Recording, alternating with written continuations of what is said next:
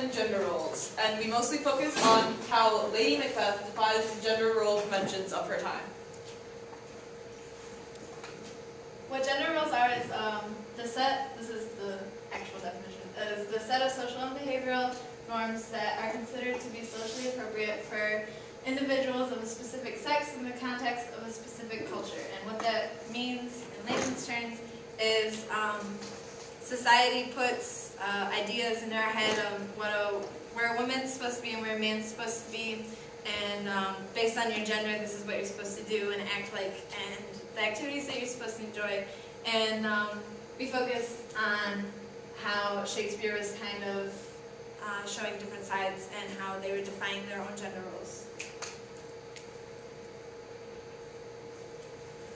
In 1605, when Macbeth was written, women were not considered to be leaders. Women always needed someone to watch over them. They were expected to do what their husband asked of them, and he had a right to chastise them. So obviously, he was the one, he was the leader, what he said when.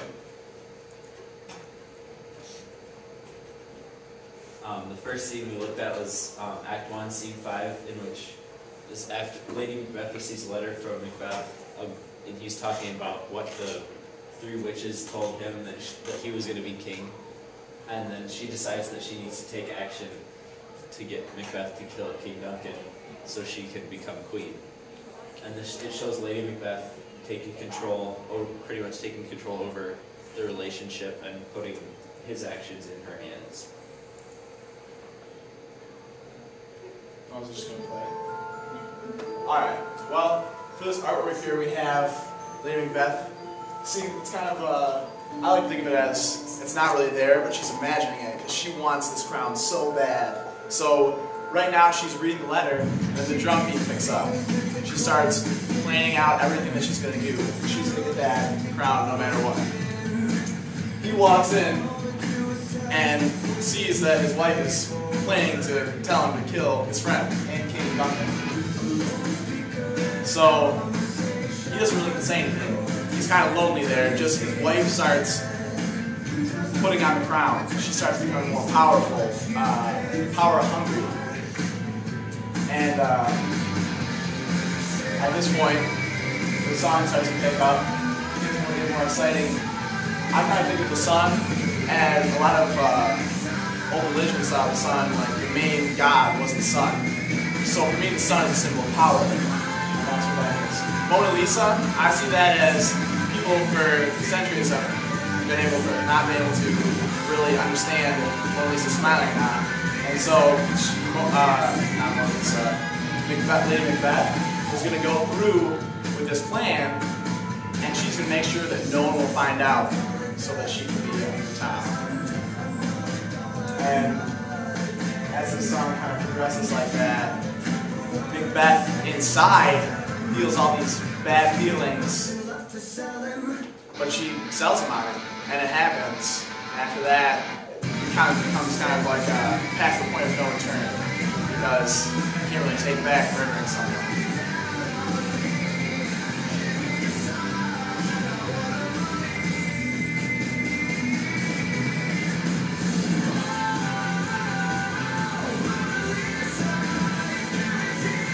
Obviously, guaranteed to run the sound, it explains itself. If she gets rid of Duncan, it's certain that Macbeth will become king.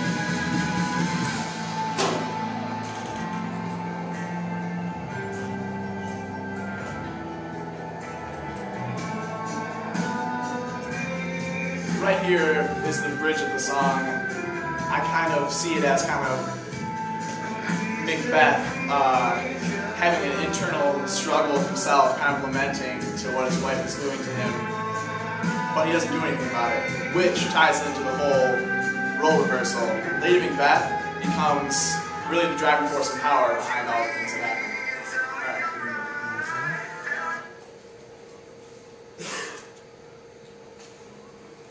The next scene we focused on was Act 3, Scene 4, and this is the banquet scene where after Macbeth has ordered Banquo's death from the three murderers. And he invites all these guests, and he goes to sit down at the table, and there's not a seat for him. And in his seat is the ghost of Banquo. It relates to gender roles because Macbeth he has an emotional breakdown in front of all of his guests, and he starts freaking out in front of all of these people.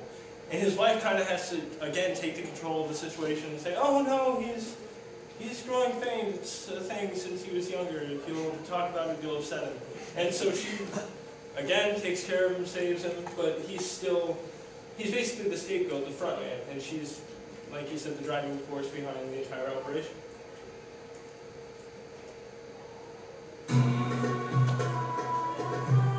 And in the beginning, you kind of hear this mystic kind of music. This is supposed to represent the three witches, which told the prophecy in the beginning to initially start the whole thing.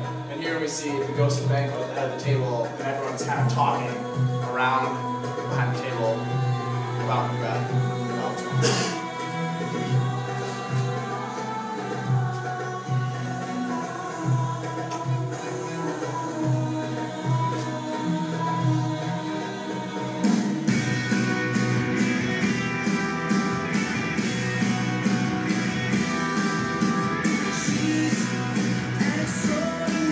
This is referencing Lady Macbeth taking Macbeth aside and trying to kind of, slap him into place. You need to sit down and entertain his guests. This is a big deal.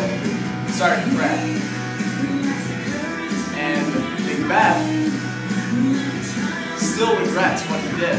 So in his mind he's having trouble getting over it, which is why he even sees the ghost of Banquo in the first place. And this is representing she has to do everything. Macbeth, orders Banquo to be killed, but then once he gets to the dinner, he can't even take it anymore.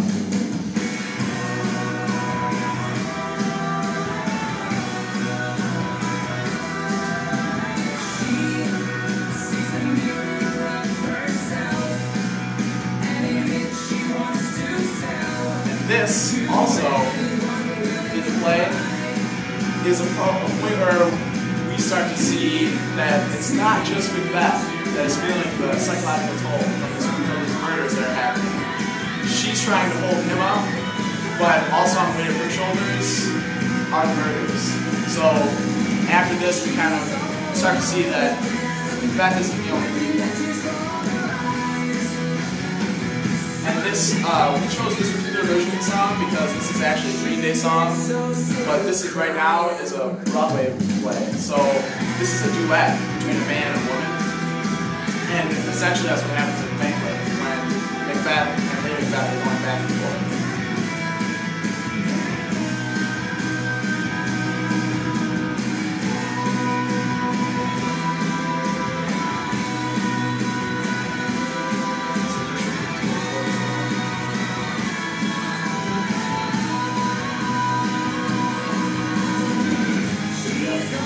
So here we go back to the chorus again, just like that.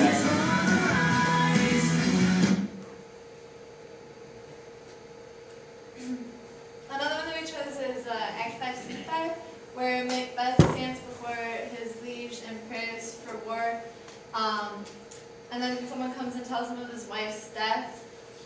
He really doesn't show a lot of sadness or remorse, which is interesting. And then he says that she should have died hereafter. There would be a time for such a war.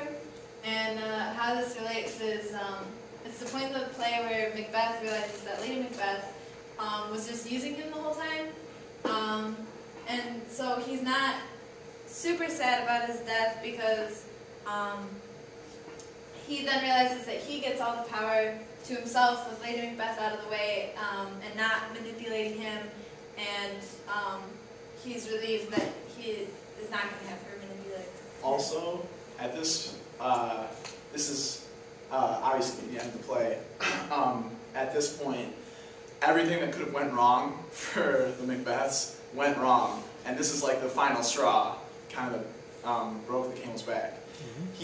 So what happens in the scene is he has this monologue where he talks about Lady Macbeth, but he's kind of reflecting on everything that has happened throughout the entire play. And then after that, he ends up going and dueling with Macduff and dying. So this is kind of the last word of the dying man. And right here, I'm thinking, man, he's reflecting on everything that's happened and remorsing and regretting, and all these emotions are coming up.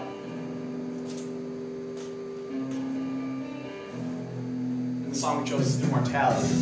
Now, I wouldn't say that he thought he was immortal, but after this, he became reckless. Kind of not fearing death, which in a sense is immortality.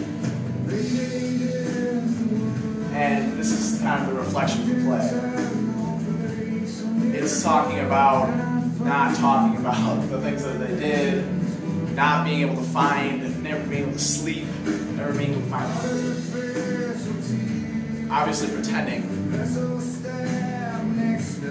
And then the vessel stab would have to be the people that murdered.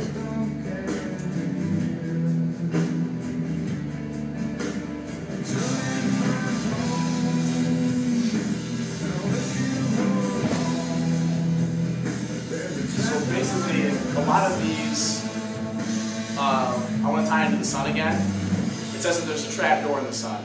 So they finally got the sun. They were the king and queen of the kingdom. But it turns out that the road they took there led them to just fall back down even lower than they were before. And so it's kind of ironic, the tragedy of it for sure.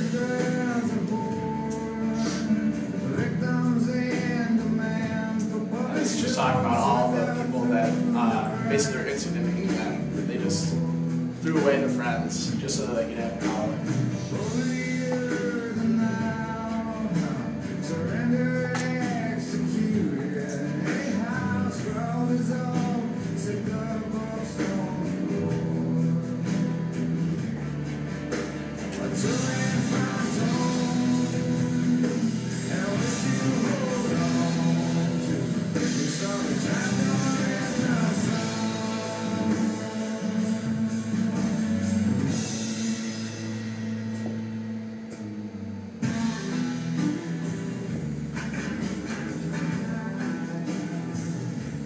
Now, I know there are no words here, but this is kind of, this solo to me,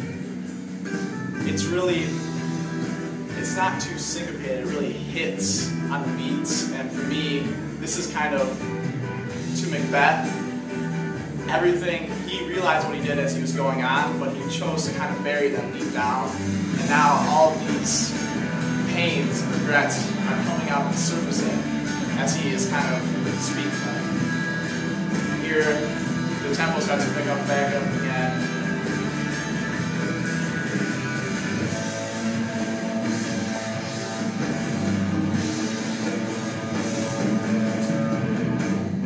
And very quietly throughout this, Eddie Vedder says immortality. So it's like a quiet thought that isn't really there, but it's there.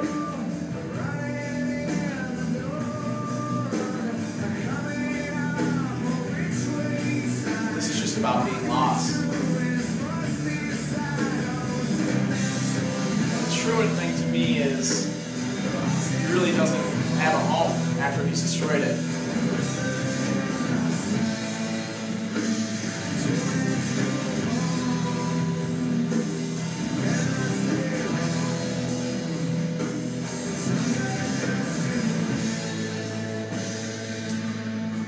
And that's immortality.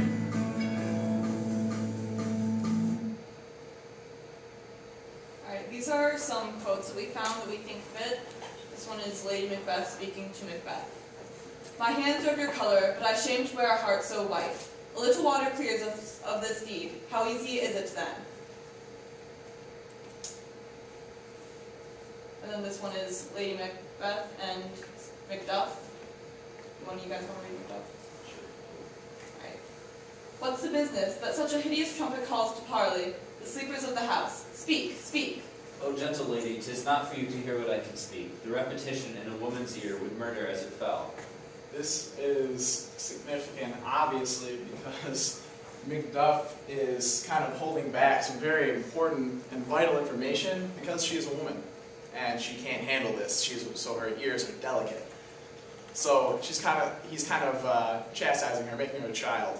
And also, I think the "O gentle lady" is is important too, because she's, in his eyes, above suspicion just because she's a woman, and there's no way that she could have had any hand in it.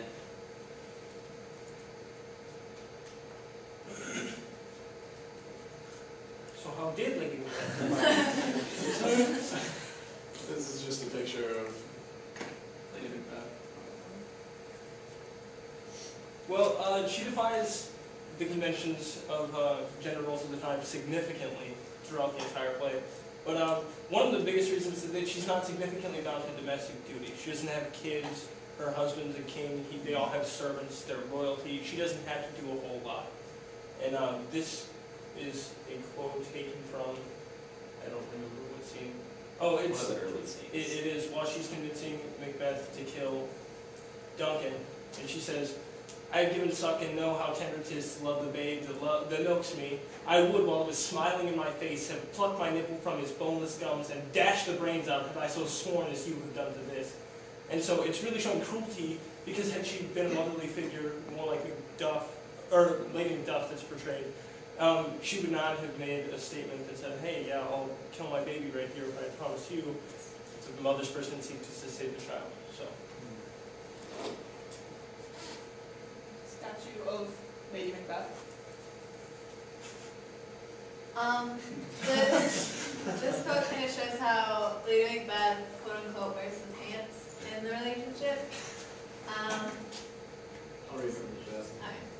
We will proceed no further in this business. He hath honored me of late, and I have bought golden opinions from all sorts of people, which would be worn now in the newest gloss, now cast aside so soon, not cast aside so soon. Was the hope drunk when you dressed yourself? Hath it slept since, and wakes it now, to look so green and pale at what it do so freely? From this time such I account thy love, art thou afeard to be same in thine own act, and valor as thou art in desire? Wouldst thou have that which thou esteemest the ornament of life, and live a coward in thine own esteem, letting I dare not wait upon I would, like a poor cat I and it's kind of like Lady Macbeth really telling him to man up, quote unquote, and do what he needs to be doing. Let's see, this is from. I think it was the same scene. I was thinking it's the same scene. Okay, but and she's getting mad because she really can't go out and like be the man in society's eyes. So she really has to manipulate her husband to get him to do what she wants, what she secretly wants to do, but she doesn't have the power in this time of society to go out and do it for herself. And a particular thing that jumps out at me is having bought golden opinions. This is just talking about, Macbeth is concerned about his reputation being tarnished. He's friends with all these people, and he's having regrets about going and actually killing King Duncan. And so Lady Macbeth tells him to forget about it. And that's often something that a woman might think of more as what people think about her. And in this case, Macbeth is the one that's really worrying about that. Yeah, he's worrying about his reputation getting hurt when Lady Macbeth really just wants to hurt her gender role that's put on her, or her reputation, but she feels like she can't. So they're both, society's views on both of them influence all their decisions greatly. Picture of Lady Macbeth. I think this is actually later in the book when she's actually sleepwalking.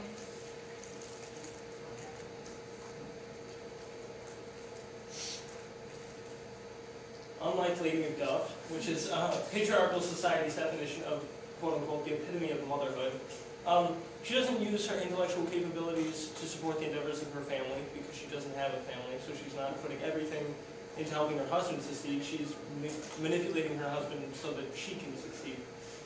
And this quote is the one we found for that. "I'll go no more. I'm afraid to think what I have done. Look on it again, I dare not."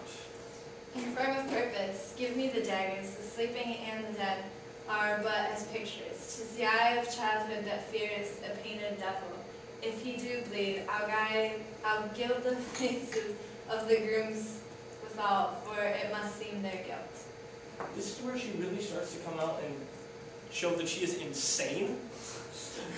Because she's pretty much saying, how are you going to fear a dead man? He's already dead. It's already been done. You can't go back and change anything. So what's one more? We have to make it seem someone else's guilt. We have to put it on them. And this is particularly where the whole shift changes, and she really starts to take control of the entire plane. She takes position of the mastermind in the Macbeth family. And when she says, "'tis the eye of childhood," it's really, that's hurtful to call, especially a man who is about to become king, a child. And she's really trying to put him down and just get him so submissive where she can get him to do anything that she wants. And she was frustrated with him for being dumb because he got scared and just, he didn't want to think about what he just did. And she was calling him a child, and she was really taking charge, which was interesting to see Shakespeare write about, since in the time that Shakespeare wrote this, ladies were supposed to be all sweet and sensitive, and it really showed how much she hated where she was in society's eyes. Use that crazy lady. Yeah, this is right after the King Duncan has been killed, and Lady Macbeth has blood all over her, and really at this point she doesn't care how stained she is by all this blood.